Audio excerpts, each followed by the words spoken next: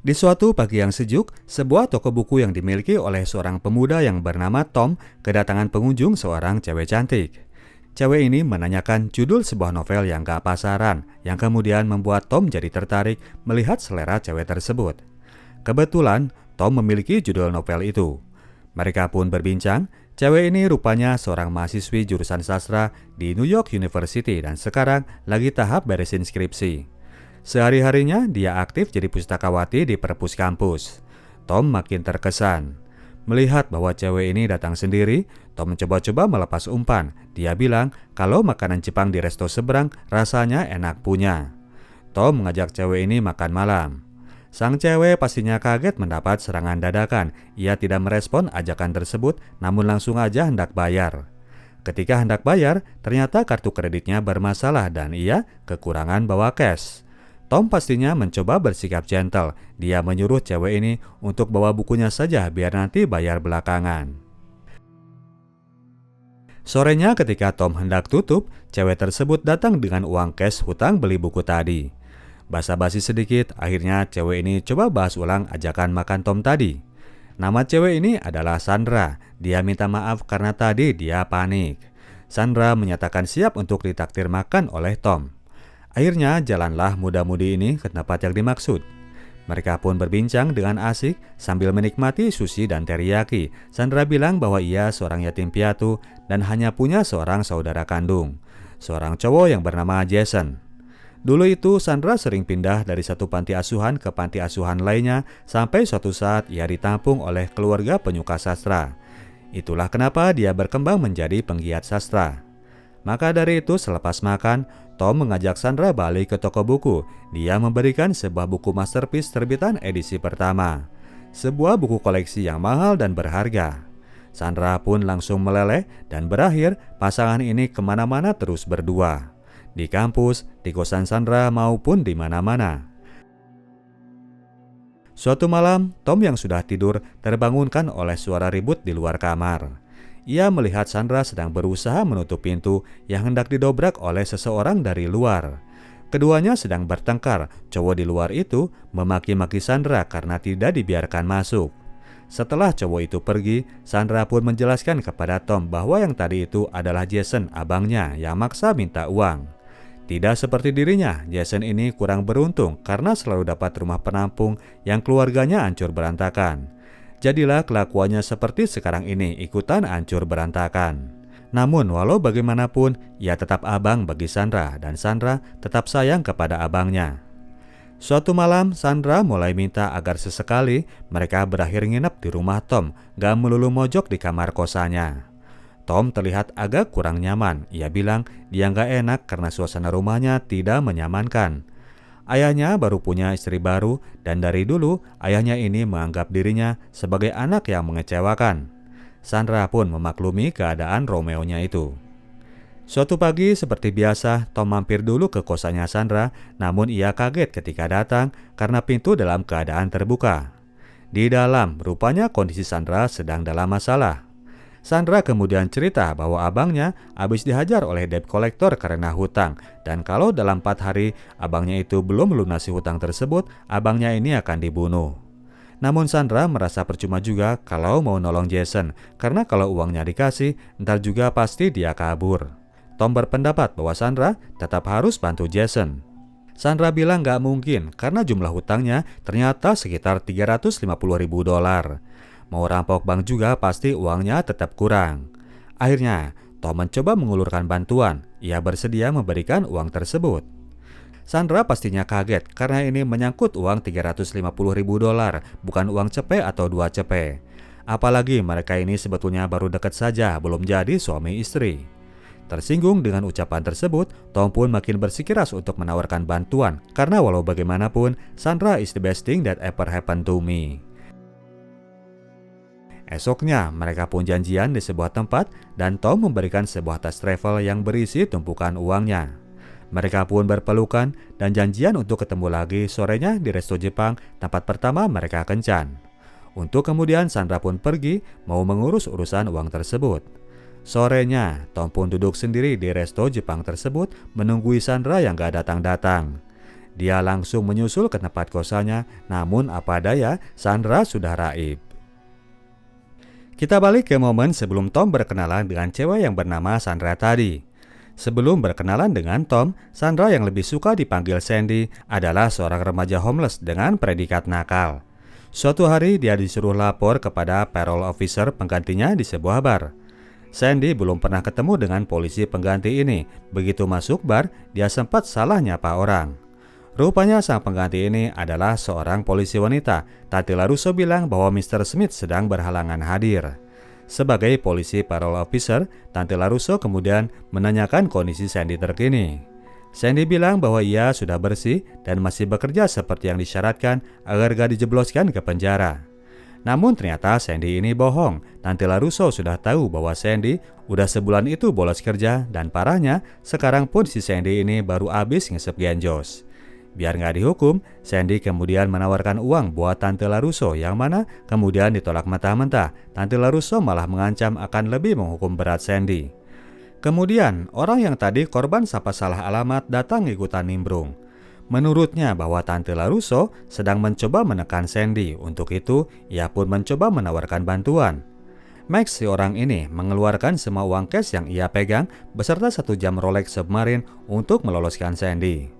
Kedua perempuan ini jadi bengong. Tante LaRusso mengira bahwa Max lagi mabok. Karena tidak mendapatkan respon yang serius, Max pun mengambil lagi semua hartanya, lalu ia pun pergi keluar bar.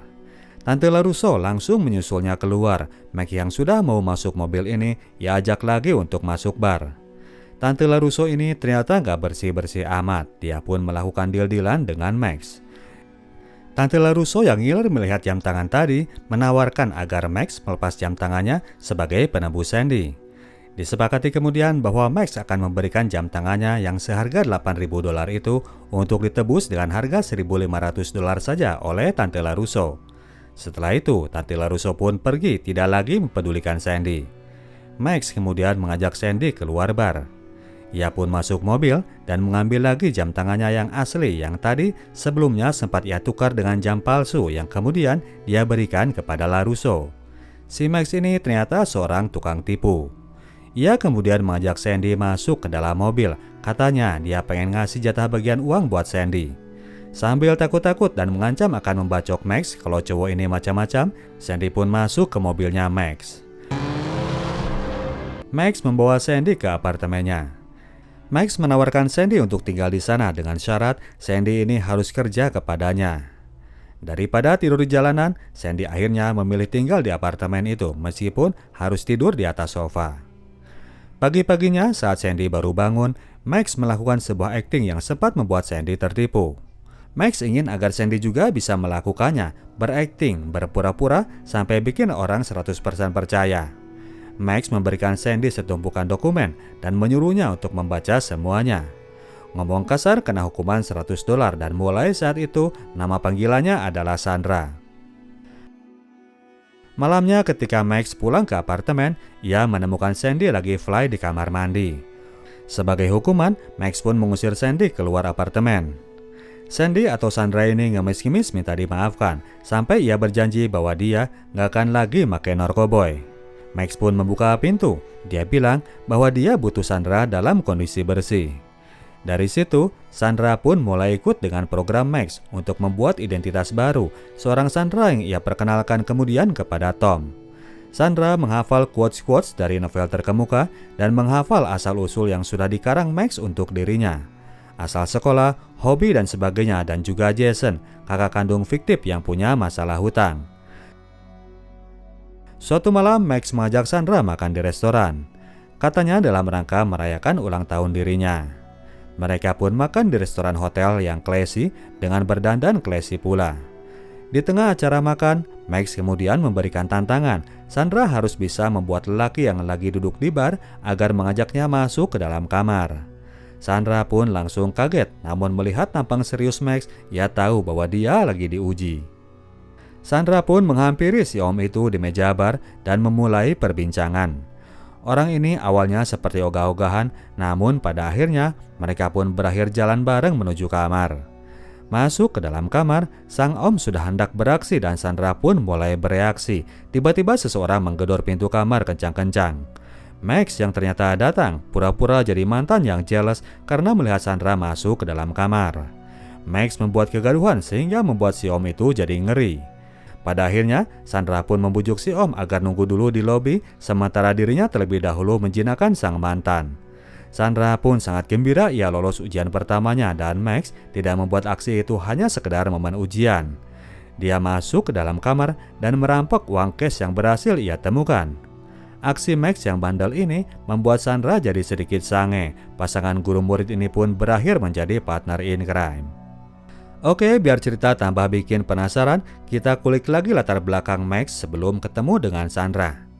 Max adalah seorang pemuda yang berontak karena kurang perhatian dari bapak kandung, sedangkan mamahnya sendiri terlalu sibuk kesana kemari mencari pengganti mantan suami.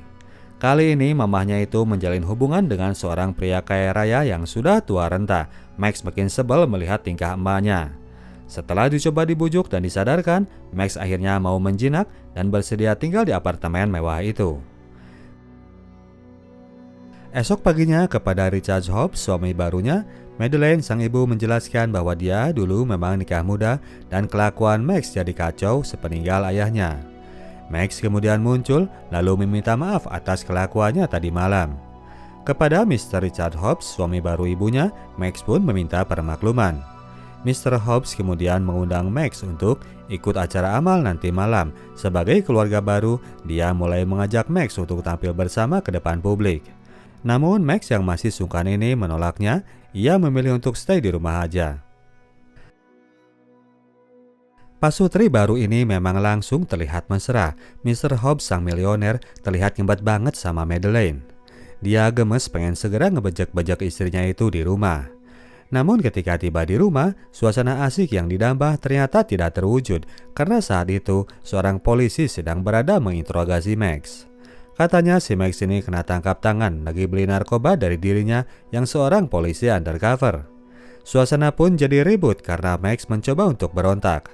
Mr. Hobbs yang gak mau dibikin pusing akhirnya langsung keluarin dompet. Dia ngasih uang tutup mulut buat Pak Detektif. Ketika uang itu hendak diberikan, Madeleine tiba-tiba mencegahnya.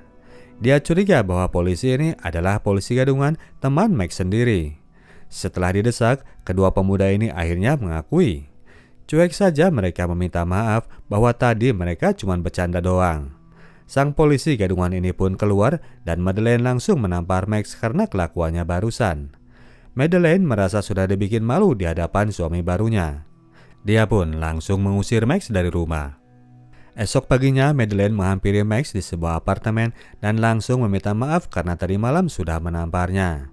Kali ini nada bicaranya lebih kepada seorang tante kepada Bebeb. Kedua orang ini ternyata memang duet tukang tipu sekaligus pasangan mesra. Mereka sedang mencoba mengeruk cuan dari Mr. Milioner yang baru saja menjomblo. Madeleine bilang bahwa Mr. Hobbs masih perhatian kepada Max. Dia menyuruhnya untuk datang ke kantor nanti siang. Max yang jadi jealous ini tadinya gak mau, namun setelah ditebar rayuan maut oleh sang tante, akhirnya Max pun mau menurut. Max pun datang ke kantor Mr. Hobbs menemui ayah tirinya yang baru beres periksa kesehatan. Di situ juga sedang hadir anak Mr. Hobbs yang lain, yaitu ternyata adalah Tom, cowok malang yang nantinya akan dilepeh oleh Sandra. Mr. Hobbs kemudian cerita soal Tom bahwa anak itu nggak ada mental buat kerja di perusahaannya. Anak Melo itu malah minta dibelikan toko buku. Tapi suatu hari dia memang pasti akan menjadi pewaris semua hartanya. Kebetulan ibunya Tom ini baru saja meninggal dunia. Karena Tom nggak ada potensi untuk jadi penerus, maka dari itu Mr. Hobbs pun menawarkan job kepada Max. Jobnya ini adalah untuk ongkang-ongkang kaki dengan gaji sebanyak $60.000 per bulan. Dia disuruh untuk mengeksplor dunia di luaran, begitu bahasa Mr. Hobbs. Max menangkap tawaran itu sebagai cara untuk mengusir dirinya. Max pun akhirnya setuju dengan syarat uang cash gaji setahun dulu di muka. Mr. Milioner gak keberatan, dia pun langsung mencairkan uang tersebut. Keluarlah kemudian Max untuk tidak akan kembali lagi dengan sekantong uang yang kemudian ia bawa ke sebuah kafe tempat dirinya dan Madeleine janjian ketemu.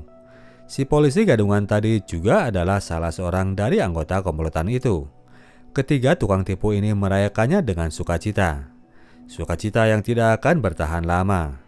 Setelah kawan polisi gadungan dicairkan uang jatahnya, giliran Madeleine yang pamit untuk siap-siap meninggalkan Mr. Hobbs.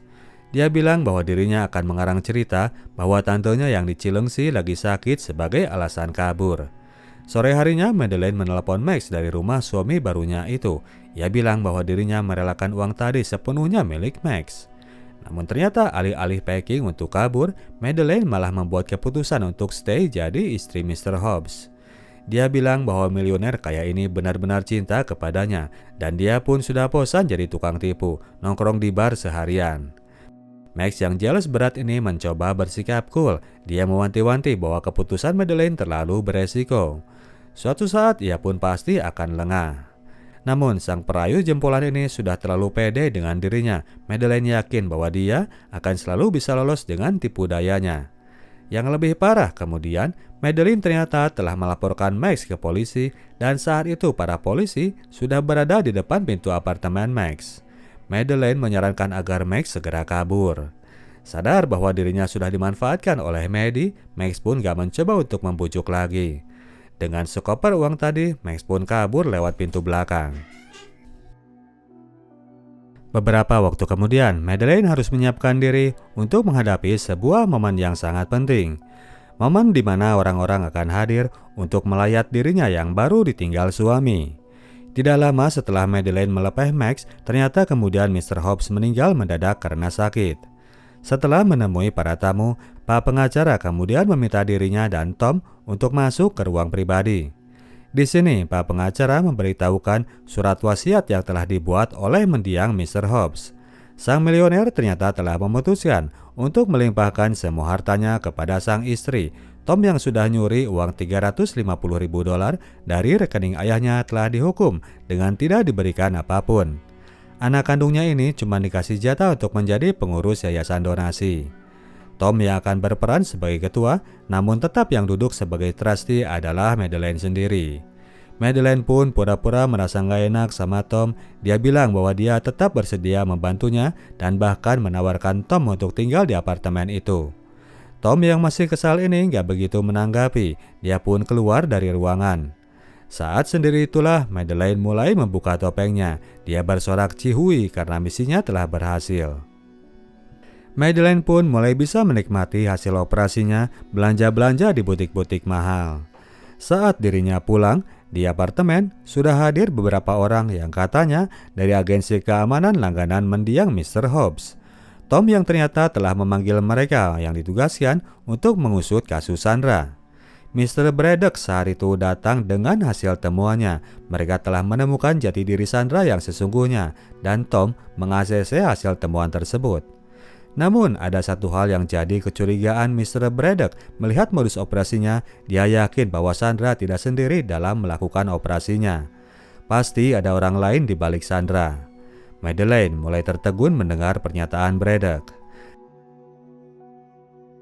Maka dari itu esok harinya dia pun mulai mendekatkan diri kepada anak tirinya dengan berlagak seperti mama pintar masak.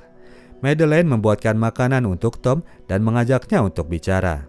Basa-basi nawarin apartemen sendiri, Madeleine kemudian memberikan saran agar Tom mulai bersikap dewasa. Sebagai seorang wanita, dia tahu bahwa maksud Tom sebetulnya mencari Sandra karena dia masih cinta. Dan ternyata Tom tidak menampik prediksi ibu tirinya. Madeleine menyuruh Tom untuk melupakan kasus itu dan meminta agar Tom menyuruh Mr. Braddock agar menghentikan pencariannya. Sadar bahwa dirinya memang telah bersikap seperti seorang pecundang, Tom pun menuruti perintah ibu tirinya itu. Esoknya ketika ibu anak ini pergi survei melihat apartemen, Mr. Braddock mengabarkan bahwa ia telah menemukan Sandra. Sang detektif rupanya tanggung kerjaan hampir kelar dan sekarang Sandra sudah berada di apartemen mereka.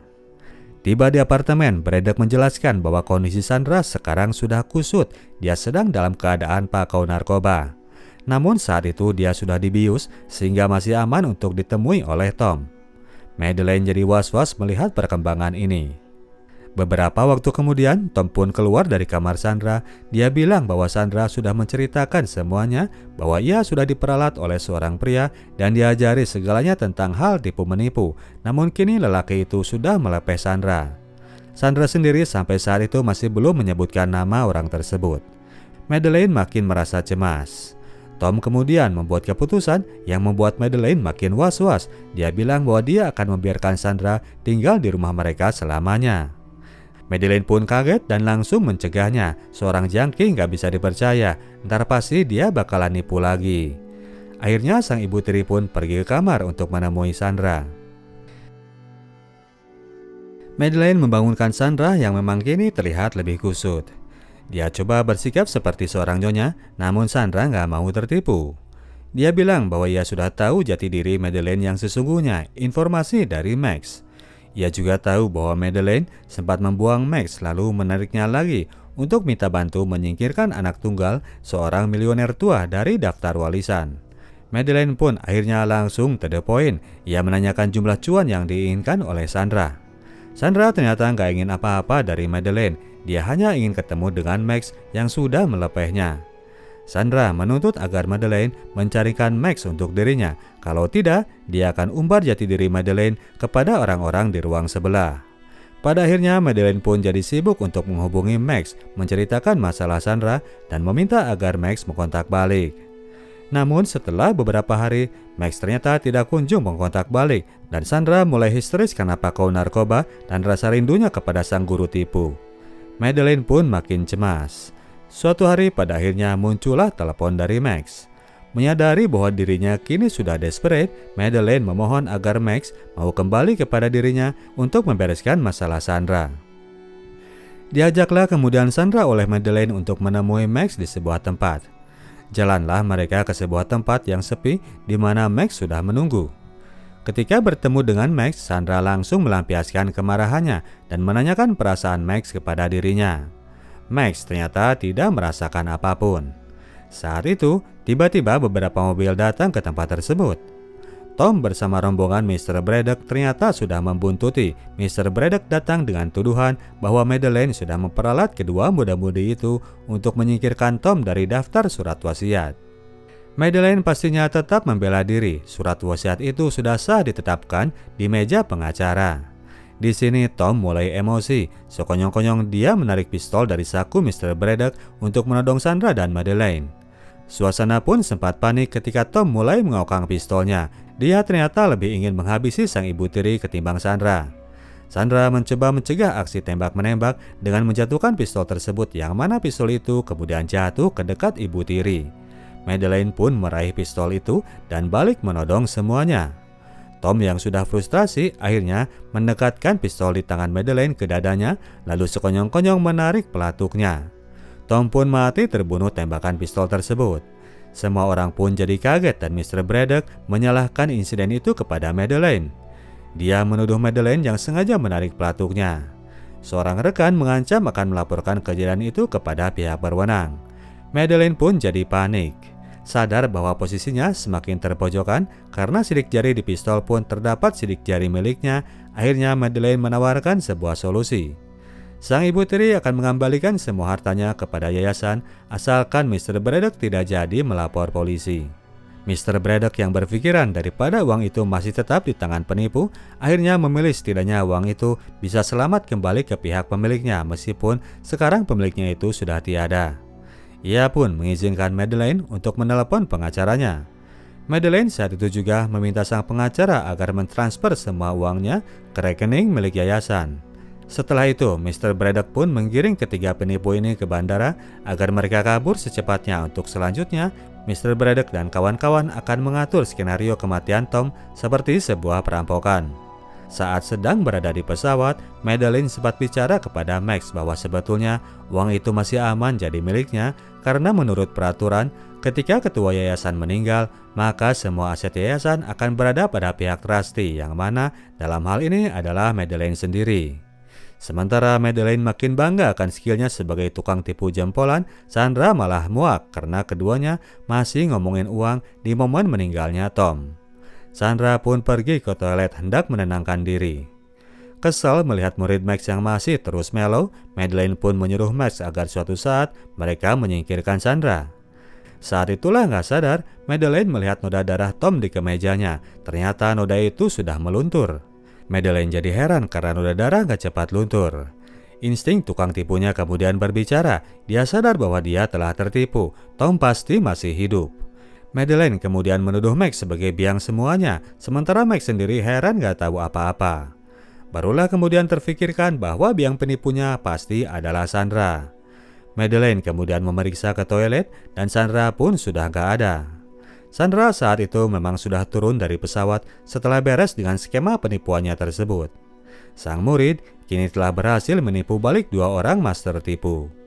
Jadi, setelah momen tempo hari ia pacaran dengan Tom, Sandra sebetulnya lanjut hidup bersih dan mulai kerja rutin ketika kemudian suatu hari ia membaca artikel koran soal kematian Richard Hobbs sang milioner yang memuat foto Tom, anak tunggal dari milioner tersebut.